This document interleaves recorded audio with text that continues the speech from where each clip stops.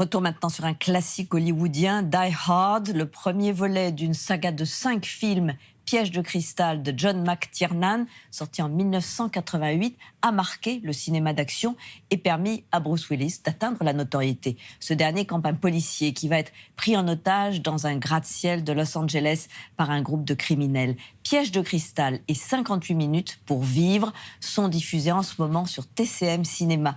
Kylian Mourcou nous en parle. Je jure que jamais plus, je ne mettrai les pieds dans un gratte-ciel.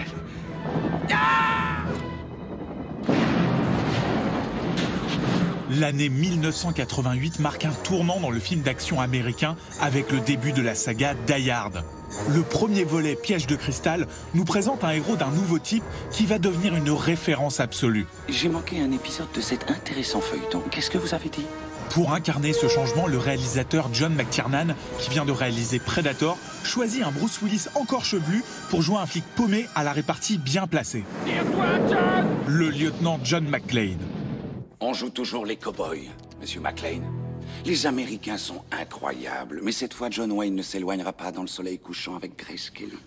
C'est Gary Cooper, connard. En 25 ans et 5 films, Die Hard est devenu une franchise à succès. Révisons ce classique du genre. C'est parti comme au cinéma.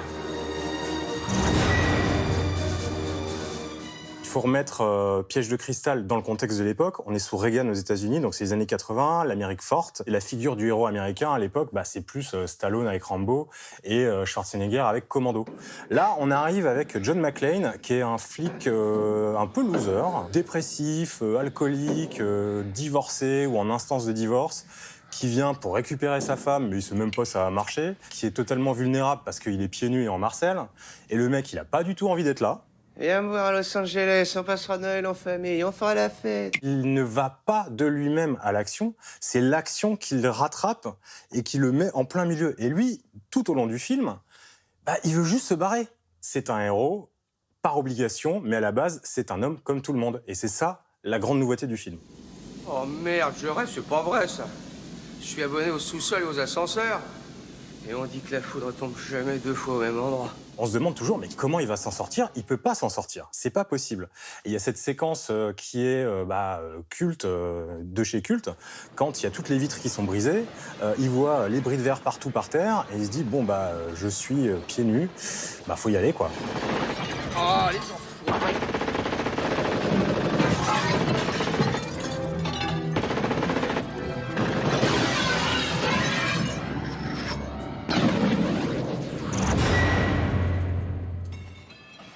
C'est comme un jeu vidéo. Chaque étage, c'est un nouveau niveau avec tout en haut le boss final. Voilà. Et donc chaque étage ne ressemble pas au précédent. Et ça, en termes purement visuels, ça marche à fond et surtout ça génère du suspense. C'est un héros qui n'a pas d'arme à la base, où il n'a rien pour se protéger, où il est submergé par un nombre gigantesque d'ennemis et où il doit trouver tout seul les moyens pour survivre. Quand est-ce que j'aurai droit à un Noël normal, moi? Sapin, guirlande, et dindons marrants. Non. On est tellement bien dans une putain de conduite d'aération. Die Hard marque aussi la naissance d'un nouveau type de méchant. À partir de ce moment-là, tous les méchants avaient de la culture, écoutaient de la musique classique, lisaient des bouquins, connaissaient Freud sur le bout des doigts, étaient super tacticiens, en même temps très sensibles, mais c'était quand même des sales cons. Ayant observé la cupidité avec laquelle les dirigeants de Nakatomi veulent régner sur le monde, nous venons pour leur enseigner le vrai usage du pouvoir.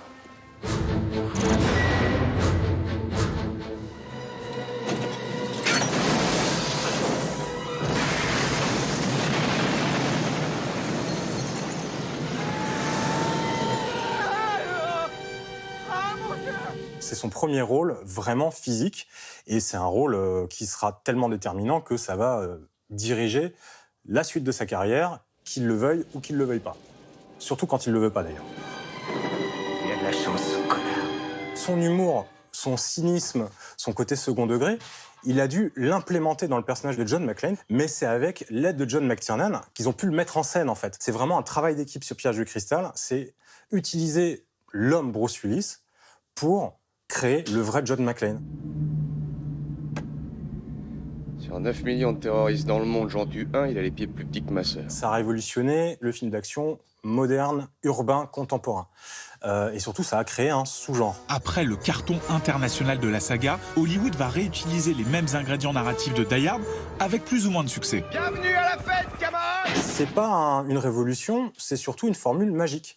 Et comme toute formule magique, faut la comprendre pour que ça marche. Yippee-ki-yay, pauvre con.